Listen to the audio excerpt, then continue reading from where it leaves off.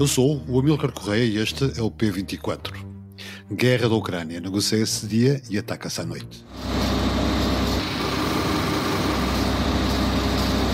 A Rússia disse ter abatido vários drones ucranianos, entre os quais 2 sobre o Mar Negro. O presidente da Ucrânia, Volodymyr Zelensky, respondeu que Moscou lançou mais de uma centena de drones durante a noite, cujo ataque causou 6 mortos e 6 feridos. Безпеку нашої держави та робить абсолютно все, щоб російські плани не вдалися. Os ataques tiveram lugar poucas horas depois dos Estados Unidos terem anunciado que os dois países chegaram a um acordo de cessar-fogo parcial para garantir a navegação segura no Mar Negro. Todavia, não é claro quando é que a trégua começará a ter efeito. Enviados russos e ucranianos falam durante o dia, mas em separado com diplomatas dos Estados Unidos em Riad sob tréguas. À noite, os dois países atacam-se mutuamente com drones, tentando cada um deles atingir objetivos militares que lhes deem mais vantagens políticas e diplomáticas. Neste episódio, a Ana Santos Pinto, professora da Faculdade de Ciências Sociais e Humanas da Universidade Nova de Lisboa e a secretária de Estado da Defesa Nacional, diz que Trump quer um acordo rápido, mas Putin não é isso que quer. Bem-vindos ao P24. O seu dia começa aqui. Ana Santos Pinto, obrigado por ter aceitado este convite. Começo por lhe perguntar o seguinte: os Estados Unidos da América anunciaram que a Rússia e a Ucrânia chegaram a um acordo para tréguas no Mar Negro. Aparentemente é a Rússia que tem mais a ganhar com este acordo do que a Ucrânia? Obrigada a ele pelo convite. Quando nós olhamos para as declarações emitidas formalmente pela administração Trump e formalmente na página do Kremlin, aquilo que nós olhamos é de facto para um detalhe muito significativo das condicionantes impostas pela Federação Russa em relação ao acordo de cessar-fogo parcial relativo à navegação comercial no Mar Negro. E esse detalhe é um detalhe que abre a porta à entrada da Federação Russa novamente no sistema financeiro internacional, e isso é muitíssimo importante, numa área que para a economia russa é relevante, que é a área da agricultura e dos fertilizantes, e que tem uma componente de expansão com a navegação comercial a partir do Mar Negro, que trará naturalmente um benefício significativo para a Federação Russa. Quando olhamos para este acordo, de facto, perguntamos-nos o que é que daqui se retira para a Ucrânia. Na prática, mais um passo num cessar-fogo parcial, caso esse cessar-fogo parcial seja aplicado.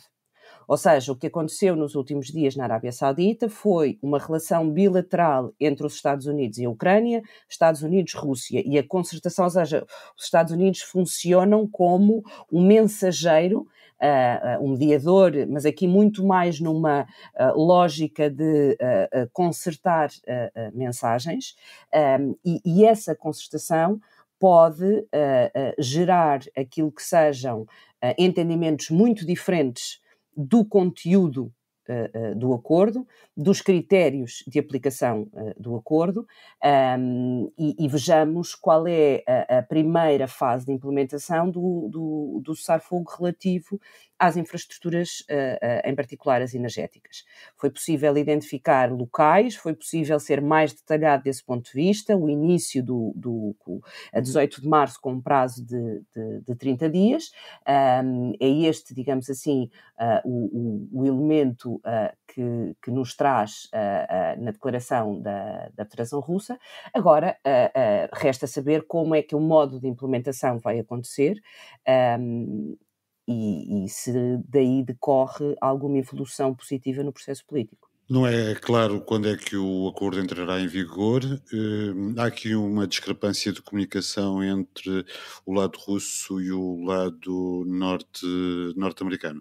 Sendo que, no caso deste acordo e deste texto, aparentemente a Rússia necessitará muito mais de acesso ao Mar Negro para exportar os seus cereais, amoníaco, fertilizantes e até por causa da fragilidade da sua frota do que propriamente os ucranianos. Portanto, os russos estarão a tentar obter uma nova cedência por parte da Casa Branca? Eles essa cedência, levando em rigor o que foi comunicado pelo Kremlin, essa cedência acontece porque o comunicado do Kremlin detalha o levantamento de restrições ao Banco Agrícola Russo, e restrições no sentido de entrada no sistema bancário internacional através daquilo que nós conhecemos que é o SWIFT Code, que permite as nossas transferências bancárias internacionais, o levantamento de transações financeiras relativas a comércio, o levantamento das restrições às empresas, que para além de agrícolas também a dimensão da pesca, o levantamento de restrições à manutenção de navios com bandeira russa, o levantamento de restrições relativas ao fornecimento de máquinas agrícolas, porque se referia que as máquinas agrícolas também tinham componentes que podiam ser utilizados na indústria militar, assim como a questão dos fertilizantes se coloca por causa dos produtos químicos que os fazem, que têm como componentes, e portanto todas estas condições têm de ser cumpridas de acordo com a declaração da Federação Russa para que exista a implementação desta iniciativa de cessar-fogo em relação à navegação comercial. Ora, o ponto relevante aqui é que o levantamento destas restrições não depende exclusivamente dos Estados Unidos. Ou seja, a União Europeia tem aplicado um conjunto de sanções e, de acordo com a declaração que foi emitida através do Financial Times, a União Europeia diz que, a não ser que exista um fim da agressão russa e a retirada das forças militares russas, estas são as pré-condições para alterar ou para levantar sanções. E, portanto, agora coloca-se aqui um ponto do ponto de vista diplomático, que é os Estados Unidos negociam um conjunto de critérios que não se colocam à Ucrânia, a questão do levantamento de sanções, mas colocam-se a um conjunto de outros Estados, e neste caso a União Europeia no seu conjunto, que não foi envolvida nas negociações, que não validou o processo, e que, portanto, fica com este ónus, mas ao mesmo tempo não há nenhuma participação, nem nenhuma interação, pese embora os Estados Unidos declarem que vão procurar os bons ofícios, e estou a utilizar a expressão diplomática, exato, vão utilizar todos os bons ofícios para que países terceiros ajudem ao acesso da Rússia ao mercado de exportações e fertilizantes, ao acesso a portos e ao sistema de pagamentos. Esse alívio das sanções e do acesso ao sistema SWIFT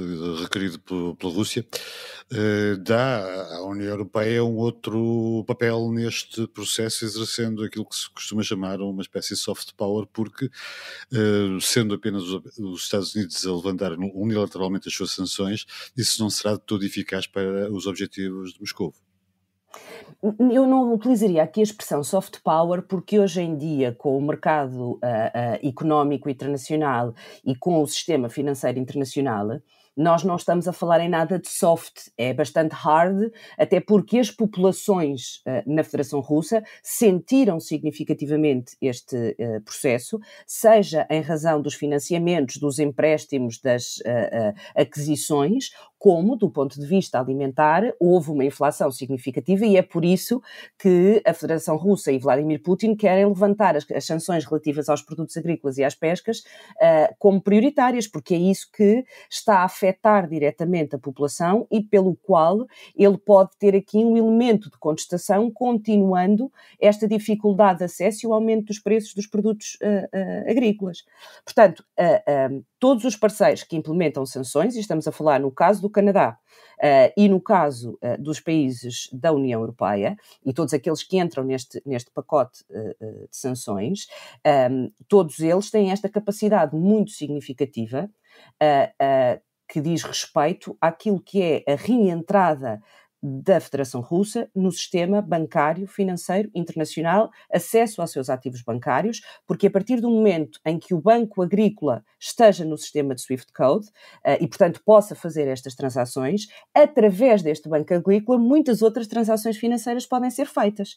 Ora, o mercado europeu não é irrelevante para a Federação Russa e, em particular, para a dimensão financeira, como aliás se vê com o volume de ativos que estão congelados nos bancos europeus e a utilização dos juros decorrentes desses ativos que podem ser utilizadas para a reconstrução da Ucrânia, como a União Europeia tem vindo a defender. E, portanto, isso não é nada irrelevante. O que Vladimir Putin fez foi colocar Trump perante o facto de obrigar a União Europeia, para ele ter este acordo, obrigar e ser Trump a pressionar a União Europeia a levantar um conjunto de sanções que a União Europeia por si só tem autonomia para alterar, acentuar ou levantar e deixar de as implementar. Ana, temos aqui um paradoxo. Durante o dia, enviados russos e ucranianos negociam em separado com diplomatas dos Estados Unidos uma hipótese de cessar-fogo para já parcial. À noite, os dois países atacam-se mutuamente. É uma diplomacia dupla, uma diplomacia por outras vias, esta da militar? Eu não diria diplomacia, eu acho que nós temos diplomacia fora do contexto da Rússia e da Ucrânia e temos guerra entre a Rússia e a Ucrânia. Portanto, a guerra continua, pese embora exista um contexto diplomático que é certo não existia anteriormente, que é um contacto indireto num contexto político que, aliás, não é irrelevante ser acolhido pela Arábia Saudita. Nós, em 2000... Eu lhe perguntar isso, porquê é que acha que a Riad é tão fulcral neste triângulo de conversações? Eu acho que há várias razões. Nós entre 22 e 23 vimos a Turquia assumir um papel significativo na outra iniciativa do Mar Negro relativa aos cereais, porque, de acordo com o direito internacional, a Turquia, digamos assim, tem a tutela, a responsabilidade da circulação marítima no Mar Negro e, portanto, tinha essa capacidade. Ora, nós sabemos, como aliás temos visto muito recentemente, que a situação interna na Turquia não permitia a Erdogan assumir as mesmas responsabilidades nesta fase, está muito mais interessado na questão da Síria e, portanto, não poderia fazê-lo como fez em 22-23. Por outro lado, a Arábia Saudita sabe que tem cartas para jogar com os Estados Unidos, é um parceiro que os Estados Unidos reconhecem e a Arábia Saudita quer ser entendida na plataforma, se quisermos, na comunidade internacional, como um ator, um Estado credível, um Estado que participa nos processos políticos que não estejam exclusivamente relacionados com o Médio Oriente e, sobretudo, um ator de mediação de paz e de projeção na economia internacional. E esta é a visão diferente que o atual príncipe reinante Bin Salman tem. A Arábia Saudita não se cinge ao Médio Oriente. A Arábia Saudita tem importantíssimos investimentos chineses no território e, portanto, quer entrar na economia internacional, mas quer, sobretudo, ser reconhecido como um parceiro diplomático credível para lá das questões do Médio Oriente. E, portanto, acolhe esta iniciativa porque quer ter uma palavra a dizer com os Estados Unidos, quer ele sim ter um elemento de mediação, porque não tem uma relação de interação direta ou de favorecimento em relação à Ucrânia ou em relação à Federação Russa, e tem esta equidistância, e naturalmente que do ponto de vista da segurança no território, a Arábia Saudita pode garantir todos estes elementos e permite estes fóruns. E eu creio que a Arábia Saudita é aqui um pivô importante e que nós vamos assistir no curto prazo como um elemento muitíssimo relevante naquilo que são as negociações político-diplomáticas internacionais. Parece existir aqui também uma discrepância de ritmos, de paciência e de impaciência. Por um lado, a paciência de Trump, de Putin para negociar e, por outro lado, a impaciência de Trump para obter um cessar-fogo. Acredita mesmo numa solução pacífica, num cessar-fogo definitivo em breve? Em breve, não. Eu acredito que chegaremos a um momento em que o processo político vai resultar num cessar-fogo. Mas não me parece sequer que ainda iniciamos esse processo político. Importa recordar que Donald Trump, em campanha eleitoral, comprometeu-se em terminar com a guerra com um telefonema em 24 horas. Depois, nos primeiros 100 dias do seu mandato, já passaram. E, portanto, há um compromisso público da administração Trump em resolver a guerra na Ucrânia. E, independentemente de Trump colocar todas as culpas e as responsabilidades na administração Biden, o que é certo é que ele não tem nada de particularmente tangível para mostrar em relação a este elemento de paz. Por seu lado, Vladimir Putin tem décadas disto.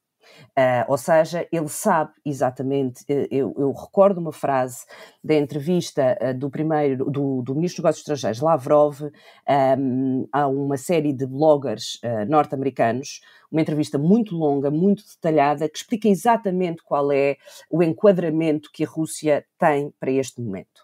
Regressamos à normalidade, somos um igual dos Estados Unidos, temos esse reconhecimento e o que nós temos para tratar é com os Estados Unidos, sobre a Rússia e os Estados Unidos. E a Ucrânia é, digamos assim, um irritante que tem de ser resolvido, mas será resolvido com a importância que tem.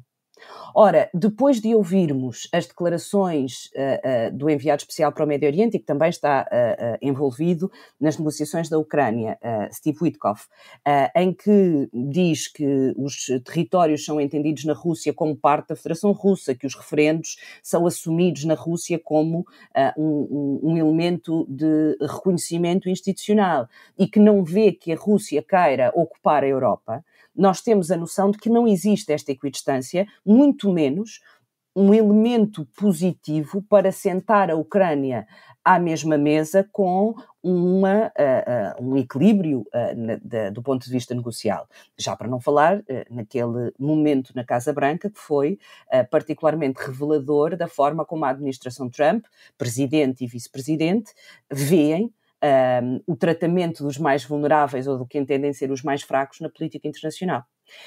Trump quer um acordo rápido, mas ele não está a conseguir esse acordo rápido porque Vladimir Putin não quer um acordo e vai fazer-se muito caro e com muito tempo para conseguir alguma coisa de tangível e de significativo. Ana Santos Pinto, obrigado pelo seu comentário, foi um prazer falar consigo. Obrigada, eu. We shall fight in the hills. We shall never surrender.